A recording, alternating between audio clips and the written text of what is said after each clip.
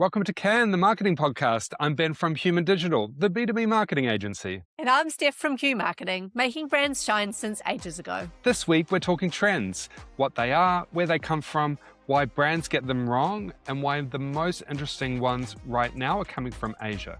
So if you've ever wondered whether your brand should launch a Matcha product, this episode is going to help you decide. Spoiler alert, probably not. Remember, we release a new episode every week, so make sure you hit that subscribe button.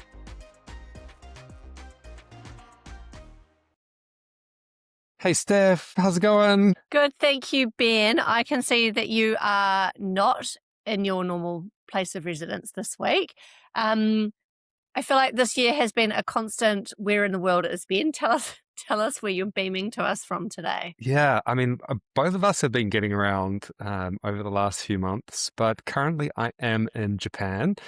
I have been traveling around. I'm about 3/4 of the way through this trip. So we started in Tokyo. I'm traveling with a friend from Paris. Awesome.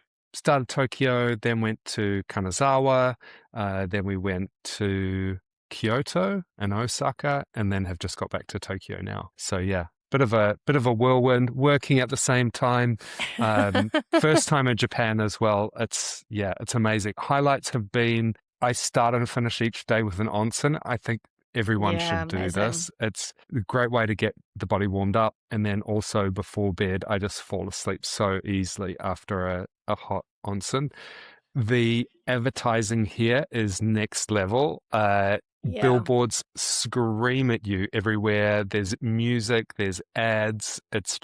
It's unbelievable. Is it quite overwhelming? Like, do you, because I'd love it. Like, I love it, but I love outdoor media. But do you find it overwhelming, or do you think you just, because you're a marketer, you're into it? I'm into it. I think you kind of tune out a little because everything is a lot. I think it helps being a bit taller because you're a little bit above the hustle and bustle. I think if you were like in it, I think it would be quite intense. I mean, I'm a big city boy, so I love the hustle and bustle. I'm used to it after living in New York and London. Tokyo is next level though, and they have rules for everything, where to stand, where to stop. You know, everything has a queue.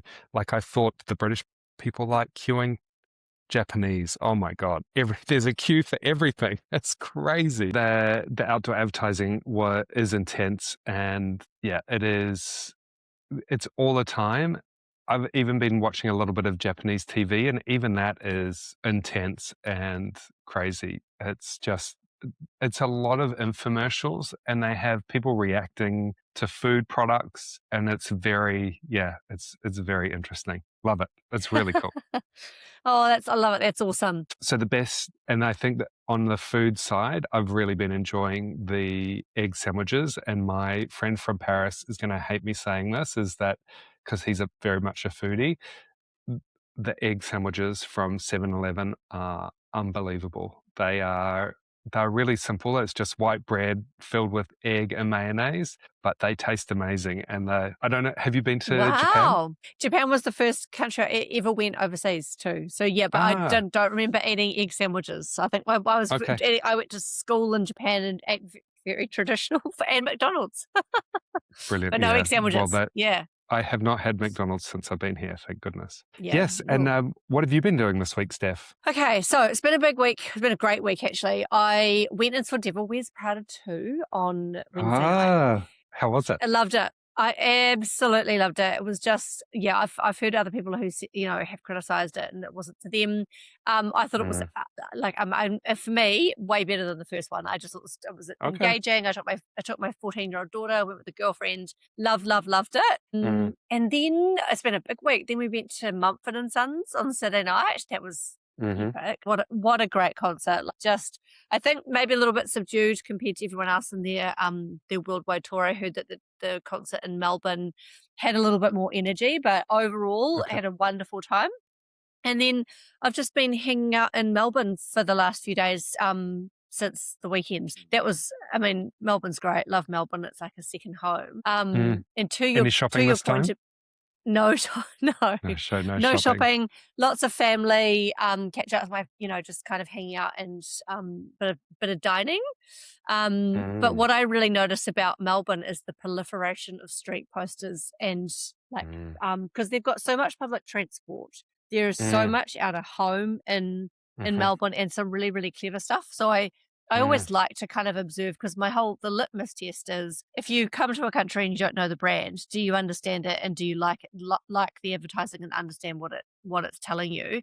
And I think mhm. Melbourne in particular does a really great job of that. So yeah, happy days. That's good, and I think a lot of these cities, you really hit the nail because it's the public transport and people out and about walking in the streets, on the trams. That's the same in Japan. I mean, a lot of people are getting around on the public transport. The out of home is exceptional, and a Mm, lot of effort is put into it. Like you walk into fully branded subway trains here, like the whole thing. I walked into one, and it was like they changed the whole color of the inside, and you've got, they put advertising on the little things that you hold, like the handles, yeah. on the walls, on the floor. They really do such a good job. Yeah, fantastic. And actually, so I feel like the Devil Wears Prada is a really lovely link into kind of what we're talking about in the news this week, because we It would be is. remiss if we didn't talk about the Met Gala. The Met Gala, it is one of the biggest events in the social calendar for celebs each year. Oh my Apparently, god! tickets this year were selling for 100,000 US.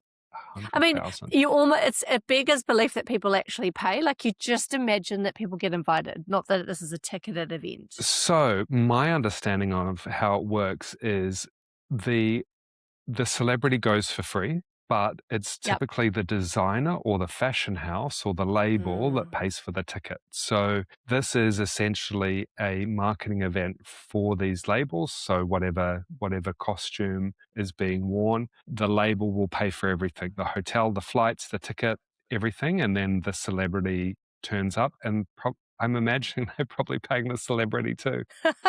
Well, I don't know. I'm really keen to hear what you think. I think been a really wonderful theme this year. Like, there's been, Hmm. oh my gosh, so it was fashion is art or inspired by art, correct? You've probably got the more technical term on it. Hmm. Um, just really, because sometimes I find that the Met Gala can be just, it's really hard to work out what's going on. This felt like a much Mm. more obvious theme this year. Hats off to Heidi Klum. Oh my Did you see her? goodness. Her statue thing, like Heidi has a theme of going really out there with costumes, and a lot of Yeah. people follow her for what she does, and a lot of it's not really what she does is not fashion. What she does is more costuming, I would say, or kind of Very much. wearable, Yeah. and she's definitely going for shock factor a lot of the Yeah. time. So, she'll dress up as a really old woman or, as some creature. Yeah. So, and for those for the uninitiated listening, Heidi Klum came literally dressed as a statue. And when I say that, I mean that her face was covered in like heavy white paint. She was Mm, unrecognizable as who she is. And it mm, looked as if like it very much was a very stiff kind of fabric. It looked like concrete almost, right? Like what she was mm. wearing. And it was It did. It incredibly looked like difficult for marble. her to walk. It was Yeah. Yeah. Yeah. really well Exactly. done. Yeah. What about, who So, was your favorite? so I had two favorites. And it's hard for me to choose between these two. The first one is Connor Story. So he's an actor. He has starred in a lot of movies over the last couple of years. The most notable being Heated Rivalry. So Yes. very much talk of the town. He wore a custom Saint Laurent look, and essentially it was a super elegant outfit, definitely gender borderline. Yeah. It was an 100%. extra long top with polka dot silk that kind of, you know, went down the It back, was very touching the feminine. floor. Very feminine. High Yeah. rise trousers. He had a really sleek leather belt on. Roman boots. He had Tiffany jewels. Like it was gorgeous. And obviously, he is, I would say, a fairly masculine guy. So yeah, really. striking because, you've got Yeah. this very effeminate outfit with, these massive arms coming out the side. And a People were strong chatting about that jawline. one. Very Yes. strong I mean, jawline. he looked amazing. I mean, other notables, there were a lot of guys wearing full leather. Like, I think there were about 3 of them. So there were a lot of very, gender bending kind of LGBT themed amazing outfits. It was just amazing. Harder, I felt like harder in the men's space to tell that was derived from art. Like, and I feel like some of the women's Mm, outfits were very much more obvious much more. correlations. And a lot of the Yeah, coverage showed you what the original inspiration piece was, which was helpful for somebody like me who didn't know what they were. So it yeah. was. So my other favorite, Okay. because I mean, I had a lot of favorites, but I've just chosen my top 2. My other top was the bubble dress. So Oh my this God. was worn by an Olympian, Eileen Gu, who's a Chinese American freestyle skier. She had a look by one of my favorite designers, Iris van Herpen, and the gown featured 15,000 hand formed glass bubbles, and then So hidden cool. underneath they had a system of microprocessors and nozzles and air pumps and the bubbles that were She coming out blew of this thing. bubbles. They were, yeah. Oh my God. The dress made the bubbles. It was Yeah. amazing. Like, she She wasn't, looked so happy. She looked so full of joy wearing that dress. Like how great. I mean, it sitting was down might have, amazing. these people don't sit down, do they? They go to the Met Gala and they stand up because these people aren't Well, I business think, sitting. I mean, no one knows what happens inside the Met Gala. Like, it's all about the red carpet. My understanding is it's not why people go, obviously. No. They're Yeah. going really to be seen on the steps. So,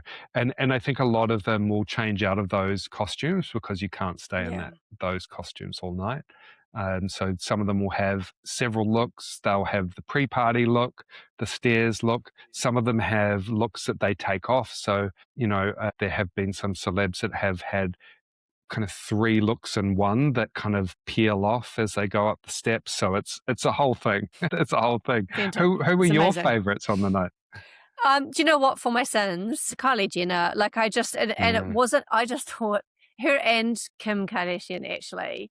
And I just really like what the thing about Kim is, because there was a whole series of outfits and she's done a whole photo shoot around them, and mm, just really striking. Like I think she knows how to work. I mean, it's obvious that they know how to work their assets. I thought Kylie Jenner's was super interesting and different. I mean, in the as different and for the shock value as what Heidi Klum was, but for a completely different reason. Yeah, mm, I thought I really liked what Kylie wore. I think it was Schiaparelli. And of mm. course, Beyonce has returned for the first time in 10 years. So Yes, apparently, and yeah. everyone So was there for it. yeah, she can do no wrong. So, should we get into the crux of what we're here for today? Yeah, what is the topic today? Okay, so we like to be keep our finger on the pulse, right? So we like to think that we're all over what's happening in the world outside of the Met Gala, of course. So you can't sort of turn around these days without, I mean, particularly you, and I feel like you in particular have talked about this on the podcast before. You've bought into things like Dubai chocolate. Um, we're here to talk about food trends and marketing, and Well, it's I think food trends and trends in general. yeah, and who should be doing them and who shouldn't, right? Mhm, mhm, Yeah. So I don't know, where's a good place to start? I think if we think about, for me, as I was kind of diving into this topic around what's specifically happening, this whole idea of what we're consuming at the moment, what we're eating, what we're drinking. And because I kind of come from that food and beverage background, I feel like there's such a close correlation between what we're seeing on TikTok, and mm, how that's translating to the rise and rise and rise of, you just have to walk down a supermarket aisle and see the rise of prebiotic sodas. There's matcha everything. We've got the pistachio trend happening. mm. What are some of the trends that you've been seeing? Yeah, so I think when people say trend, I think there is a few different ways that you can essentially define, and I Yeah. think putting it over terms. So I think you've got fads, which are super short life cycle, really high energy, that there's not much structure to them. And I think it is really that flash in the pan type, you have to be on it really quickly. Um, Yeah. and I think there'll be some blurred lines between what is a fad and what is a trend. Um, Fidget spinners, I think, were one of those things. Fun. It's funny because I did use one of the all around Japan. They have these machines that you can put a coin in, you turn it, and a little bubble comes out, and inside is like a little thing. I got a fidget spinner, and I love fidget spinners because I like being busy Yes, with this my is perfect. hands. So is that the Japanese version of a blind box, but in the machine? Are we sort of It similarly is. aligned on that? It Yeah. is. And I mean, blind boxes are a trend. I mean, Yeah.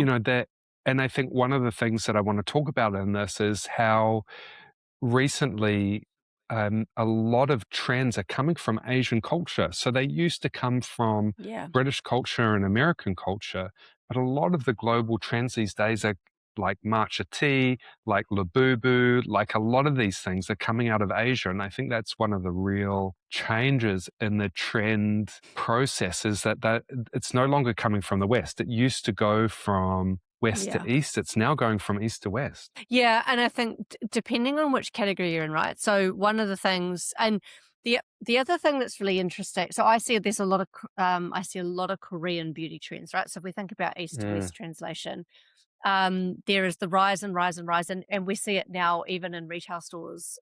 We are seeing Korean cosmetic stores popping up. The rise of mm, purely shopping kind of within an ethnic influence. mhm, But I think I think the other thing that's really interesting, if we think about the role of social media and the definition of a trend, because it's so algorithmic and because we are all living in our own little bubble, what I might be seeing as a trend might be completely different to somebody of a different generation, somebody of a completely different interest group, because yeah. it's almost like the minute you see one thing, you're served it. So I can definitely have conversations within my social circle about what I'm seeing is on trend, and I'll Mm. have the same conversation with my 14-year-old. Absolutely not. So how do you And this translate? is How do you cross this over the divide? this is definitely you've really hit the nail here because this is also the trend that's coming along because media is now democratized. Anyone can create a TikTok account or a YouTube account, get a following. Like all of that used to be held by big media. It was television. So culture and Yeah. trends were set by what's in the magazines, what's in television. And everyone was kind of watching the same shows. We Oh, had at the particularly in very start fashion, 3 right? channels. Yeah. Yeah. But You think now about fashion. everyone has a platform. So there's so many niches now that Yeah. people can become really strong in a niche and it's now part of the category and it's moving away from everyone kind of following the same mainstream trends to a big collection of niches. And I think athleisure is as a category that went from pretty much nothing in 2010 to being about 40% of the US apparel market. So like these things are strong and they take time and they build. Like what Yeah. turns from a fad can turn into a trend, and this is going into maybe more of that medium cycle, 5 to 15 years, rather than a couple of years. I mean, I guess the question is, Labubu a fad or a trend? I think maybe it's hitting the Ooh. fad category at the moment because it's kind of Well, I, I'm there's seeing a lot yeah. less of it. And you've got to have the definition too to go, well, what's at scale? Because a fad, like a Mm, fad would be very short term. And then you can have a trend that there can be variations of that trend that appeal to a really, really broad audience. Flavors are a really great version of that, right? So flavor trends happen frequently in restaurants and dining and in particular in QSR. So hot honey mhm. would be an example of a trend that's Mm, happening at the mhm, moment. But there'll be a version of hot honey, for example, that is relevant to so KFC will have it, Subway will have it, Domino's mm, and Pizza Hut will have it. You'll go to a restaurant, there'll be a hot honey something or other on the menu.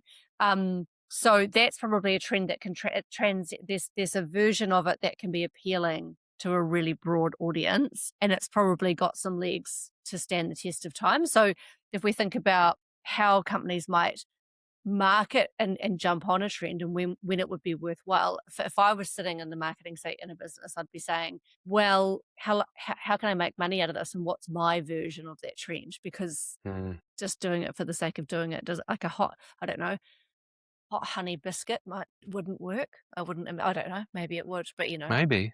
I mean, the other thing is that you kind of don't know till you try it. And I think that's where a lot of companies just have to try it. They have to try these things, see if they stick, see if they turn into a trend. And then if they are that popular, they can potentially turn into a cultural shift where something becomes on the permanent menu. I think yeah. one of those in the food line would be flat whites. It's arguable whether they were created in Australia or in New Zealand, but let's just say that they came from both. The flat white trend has had its roots down under, and now I'm seeing it here in Japan. It's in the US, it's in Europe.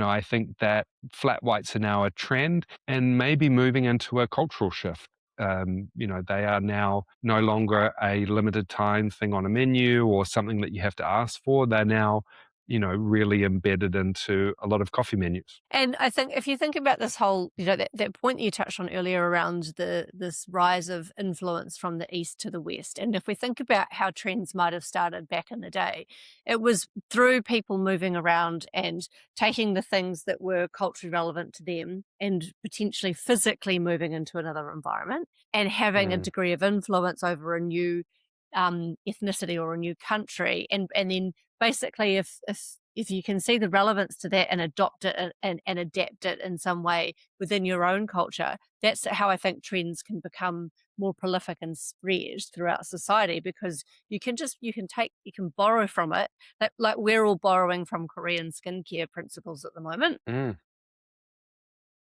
Yeah, and we're borrowing from them a lot. We're borrowing bubble tea, we're borrowing matcha. Like this is all Yeah. coming from Yep. from the East. And Yep. and I guess a lot of people will ask, when is the right time to jump on a trend, or if you should jump onto a trend. You don't know. You don't know. But I think there is some research by McKinsey, and they do a lot of customer research. They found that companies that identified and acted on emerging customer trends at least 18 months before mainstream adoption captured 2 to 3 times more the revenue uplift of those that moved at peak. So I think there is Yeah. a advantage for being an early mover in these trends. You want to do it at the right time. You probably don't want to go in at the fad level, but it takes a long time to bring these things to market, especially if you're working in a corporate.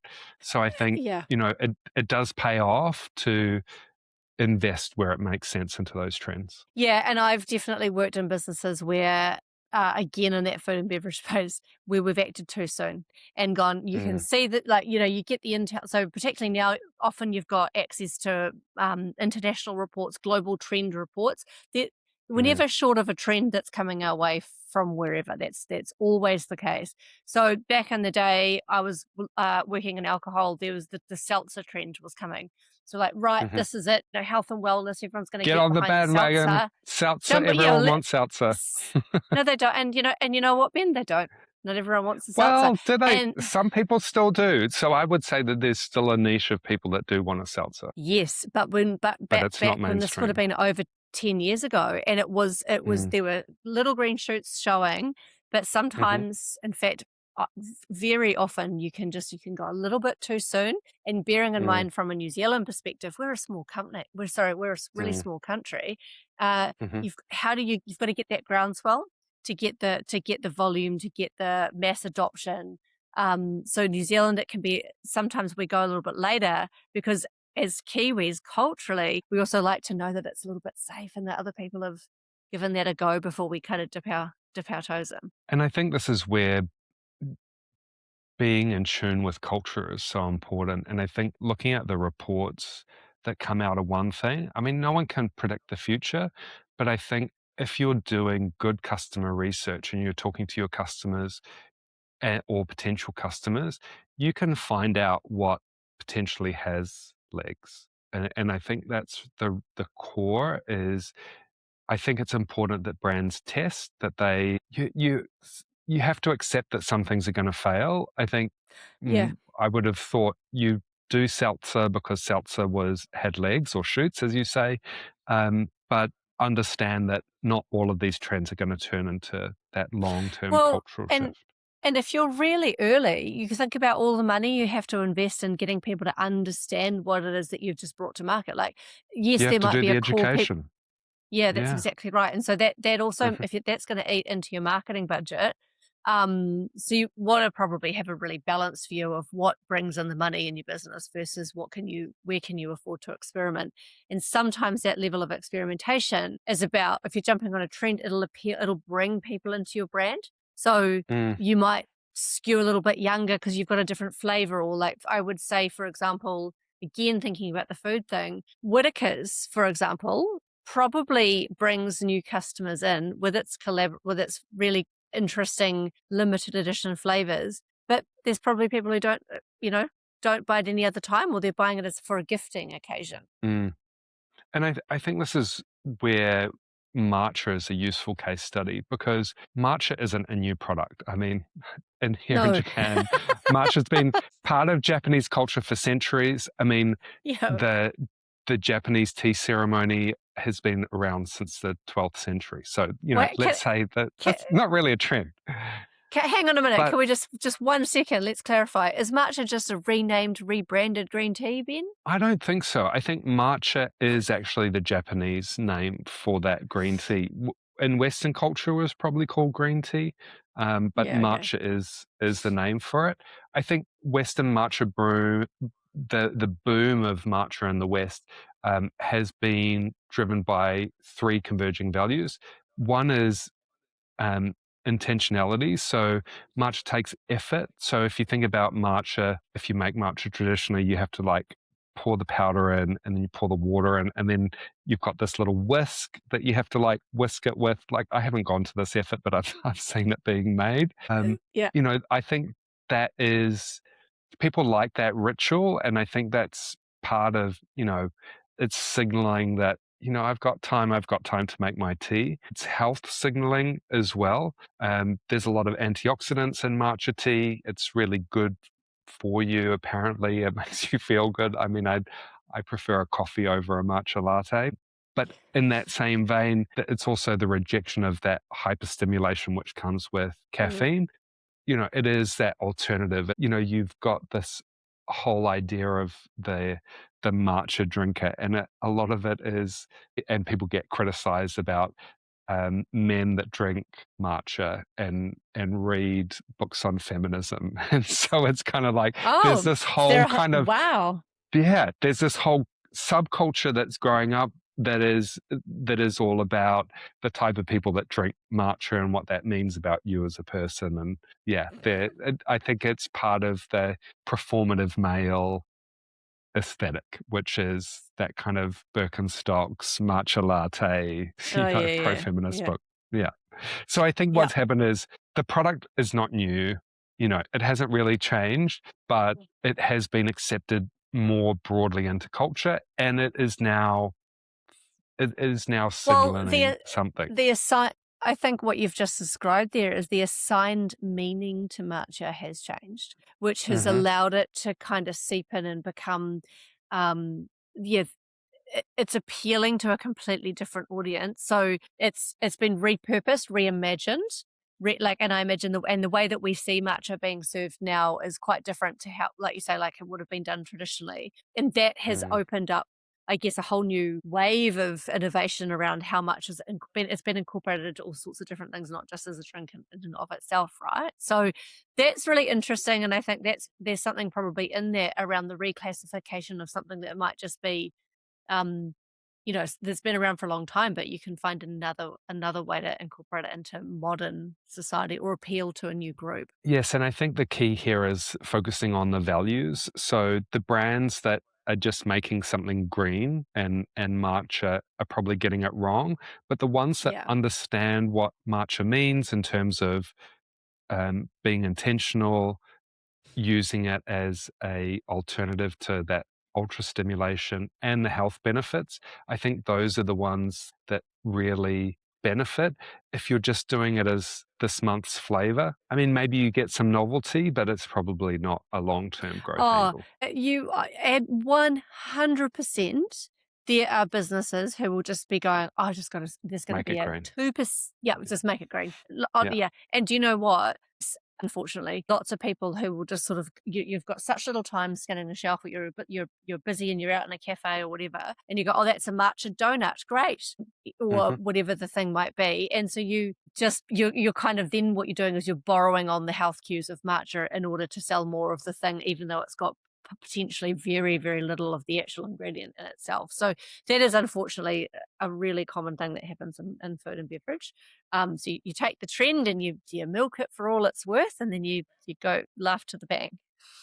Yeah, exactly. And it depends if you're in it for the short or the long term. But Yeah. apparently in 2024, the global matcha industry was valued at 1.8 trillion. So it depends. Mm, Do you want that short dose of cash, or do you want to be in the overall trend? yeah.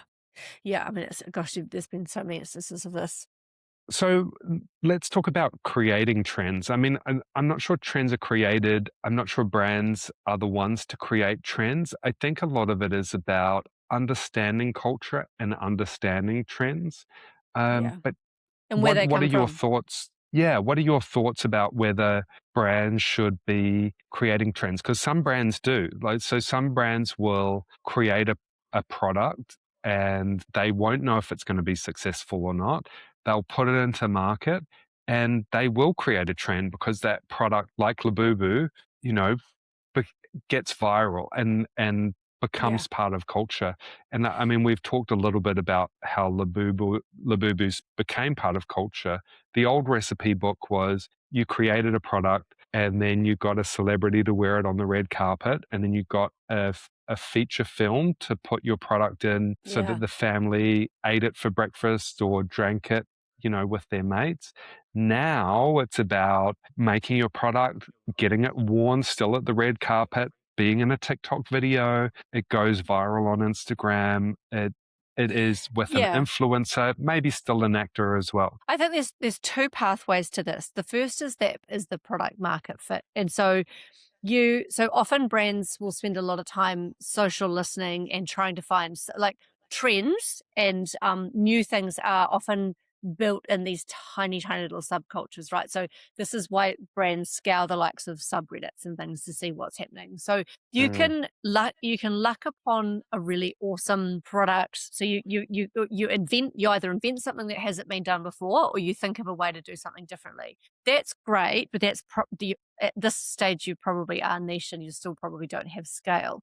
The next thing is how mm, you take that to market, because just taking a I don't know, just taking a t-shirt and putting on a celebrity, or just paying, like, that is not a pathway to success, because I think my fundamental belief is there has to be a really good mix of both. So you have to understand who you've built the thing for, and or mhm, how you're reimagining matcha or something for a new audience, and why they would care and why they would give a shit about it. And then you've got to mm, find a way to get that in front of those people. And you can be clever in the way that you produce the product, or you can be really clever in the way that you take it to market. And sometimes that's just completely thinking outside the box. Yeah, yeah, you're thinking of a completely different route to market. I don't know, putting someone on a rocket up like whatever the thing might be. So that's another way that you can create noise and get yourself adopted. And I think it's about, again, being listening and being ready. And because some products come in and out of trend, we've talked about Crocs a lot, we've talked about Yeah. Birkenstocks. Um, do you own a Stanley Cup? No, because So, here's the other thing. Well, like, some mm, people don't want to be on trend.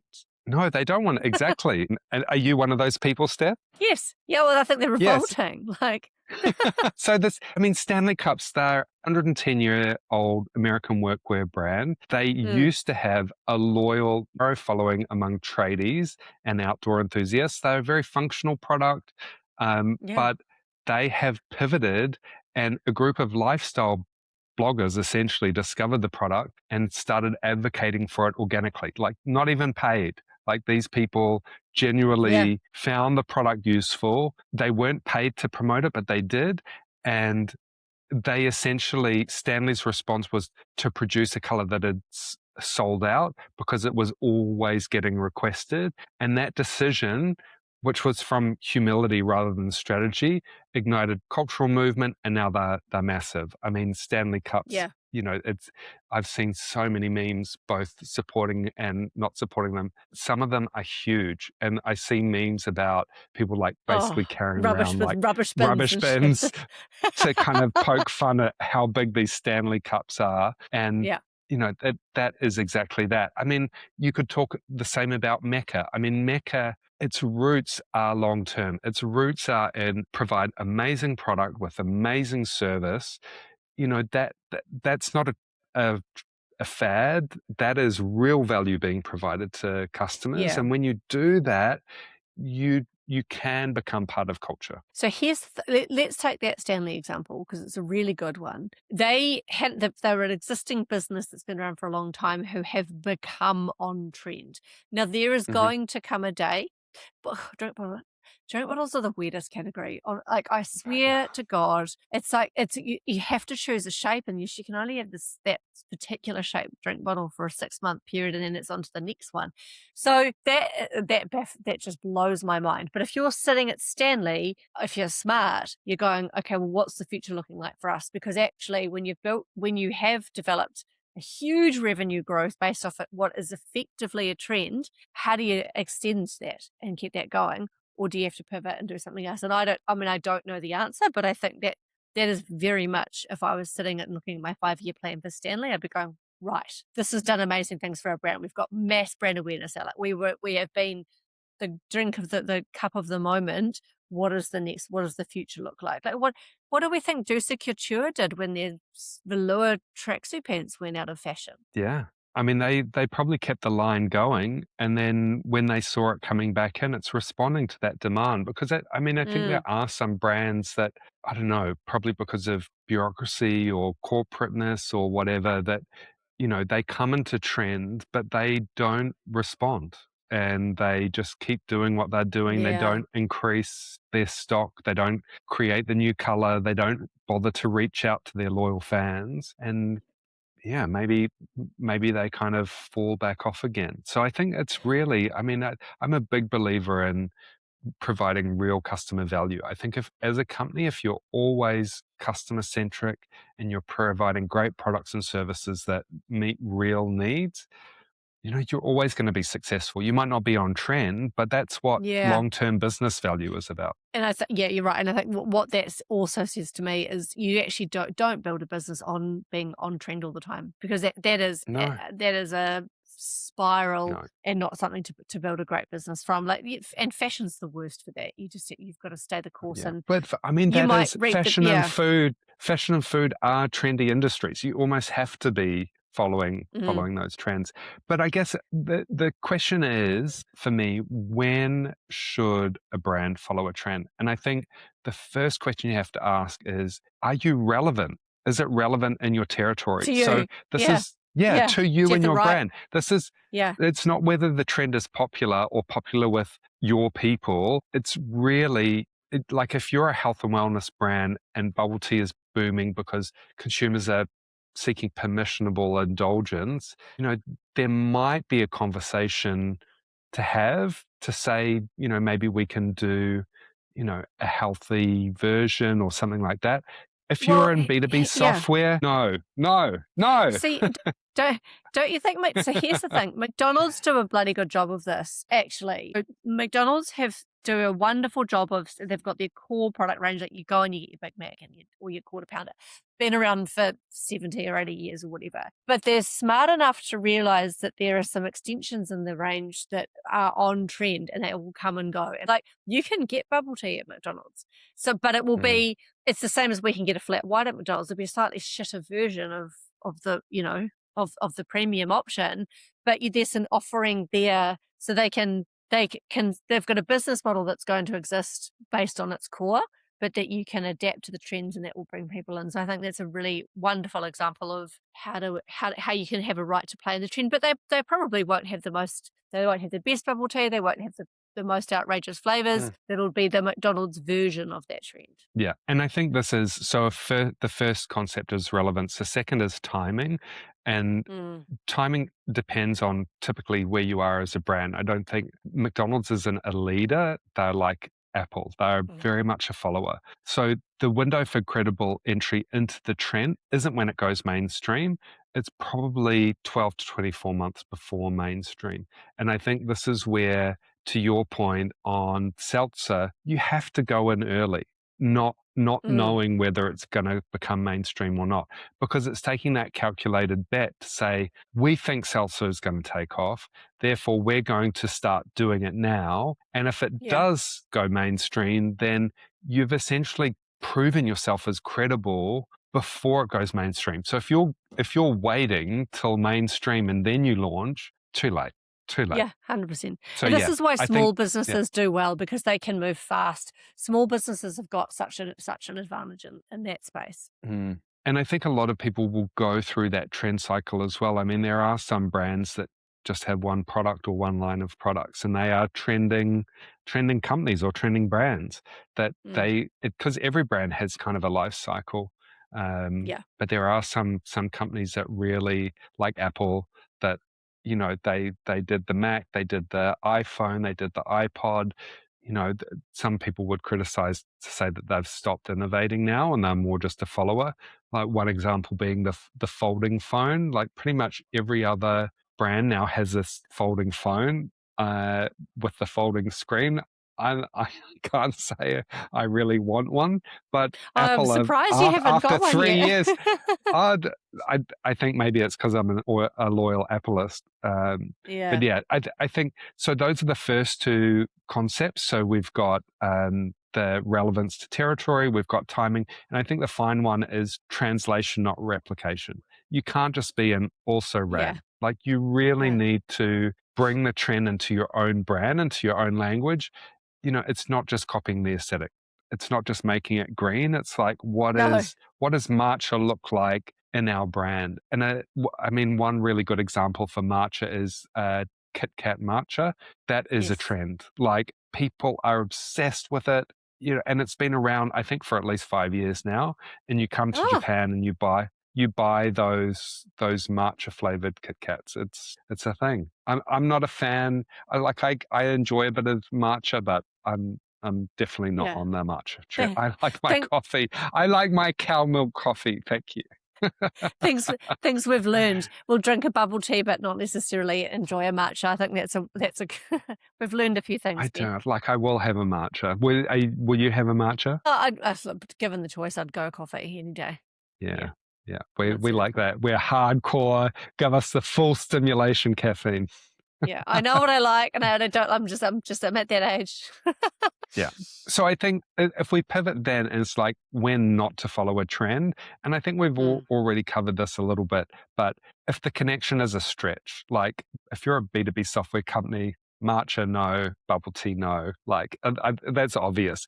But, I think then really needs to be that connection. You're too late. Like if it's gone mainstream, unless you're McDonald's or Apple who can do it whenever they want, unless your positioning is to be the mainstream, unless you want to be the mainstream version of the trend, fine. Like that's as long as you make that decision. And that's your timing. And then the third one is the trend contradicts your brand. So if it's a healthy trend and you're a junk food brand, don't try and be healthy. And I actually see a lot of, like McDonald's tried to do it, I think, and it kind of flopped for them. Like they've tried to be healthy, but now they're kind of leaning back into we're a treat. I think it was so that the mums could feel happy about taking their kids to McDonald's. I think that's where that came from. The salads and the wraps and stuff. Even just the idea of having it on the menu, I think. Then you'd get in there and you'd be like, oh, actually, I'll just get still get the burger.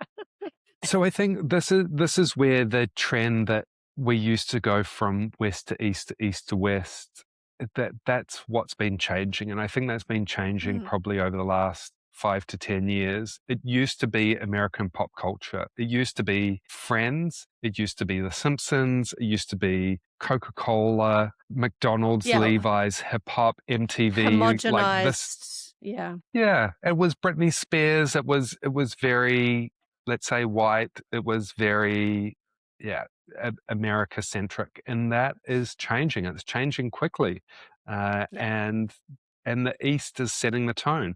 And there is still a lot of Western culture in the East as well. The thing that I don't understand is Starbucks.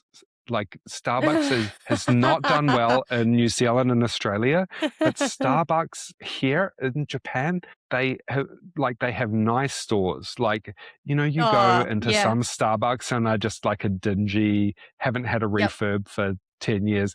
The Starbucks here, they are refreshing these stores and they have patronage. Like they are Yeah. busy. Um, I think it's a real opportunity for local coffee brands. But yeah, so let's talk about the American brands here. Starbucks here, McDonald's here, Yes. KFC is here. There are some big brands, but the brands that are doing really well here that are being exported, Uniqlo doing really well, Osaka Tiger really well. Yeah. There are brands going the other way as well. And matcha, sushi, I mean, sushi's been a big trend for, I don't know, at least 20, Just 30 years. just ask St. Pierre, Ben.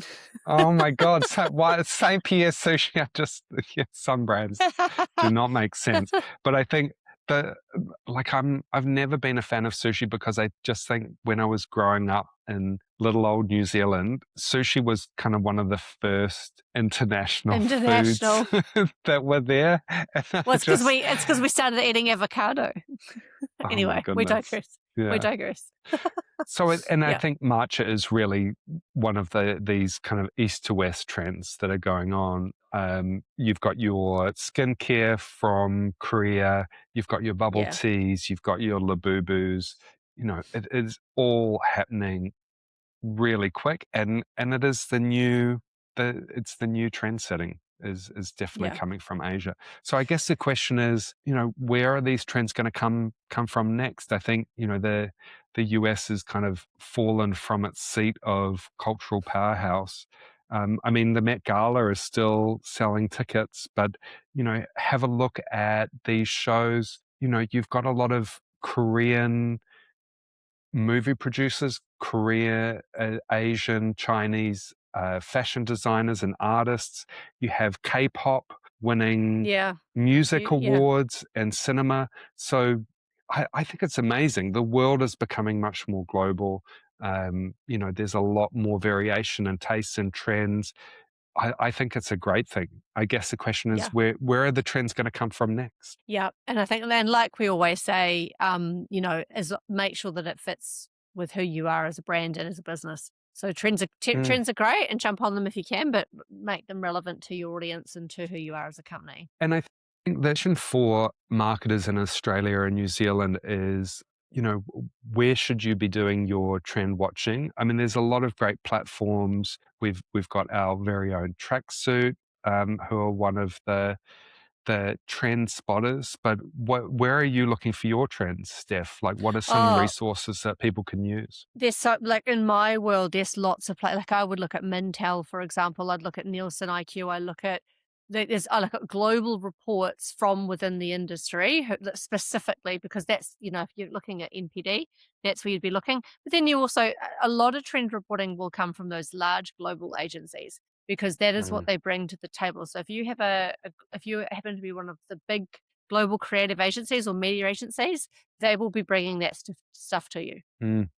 And I would also say get out there, travel. I mean, travel is not great at the moment with oil prices and everything, but I think there's nothing better than for a marketer to do is when you're on Yeah, holiday. I'm taking photos of billboards. I'm in the yeah, aisle and I'm taking photos of products on aisles, yeah. because you get inspiration everywhere. I'm taking photos of television shows because this is where you can get inspired about products, about trends, about even just how to position your ad. Mm, There's a lot of great things that you can do when you're traveling around.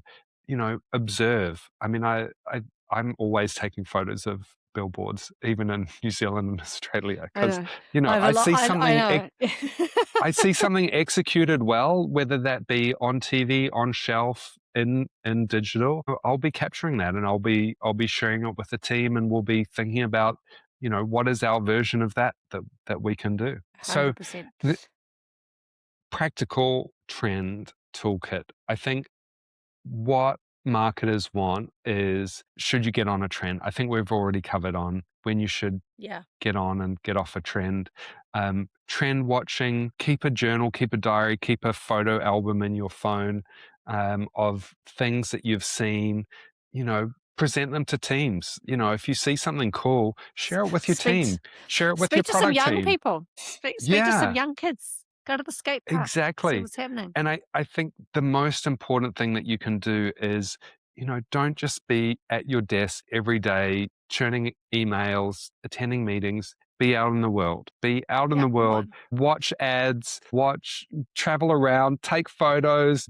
We're in such an amazing industry. I think I'm still convinced that marketing is the best industry in the world. Have fun. Yeah. Enjoy. This is where your creativity can really come through as a marketer. I mean, I think, and that's a wonderful, wonderful way to summarize is marketers by nature are curious, right? And so I think it is one of the gifts that we have. And so by being curious, you can bring amazing things to the table. Indeed. Awesome. Well, thanks for that, Good Ben. I think it was episode. really, really in-depth overview of trends. So let's see what you bring back from east to west. Indeed. I might have to pick up some matcha for you, Steph. Okay, Maybe some matcha that Kit sounds Kats. wonderful. Maybe a Kit Kat. Yeah, give it to me in chocolate form. That sounds wonderful. All right. Perfect. All Great. right. See you Thanks, later. Steph. See Bye, ya. Ben. Can the Marketing Podcast is brought to you by Human Digital and Q Marketing. Our editor is Bruna Barbosa. New episodes drop weekly, so tell your friends and colleagues. If you enjoyed this episode, make sure you follow and subscribe to Canned wherever you listen. Apple Podcasts, Spotify, and if you want the full visual experience, check us out on YouTube. See you next week.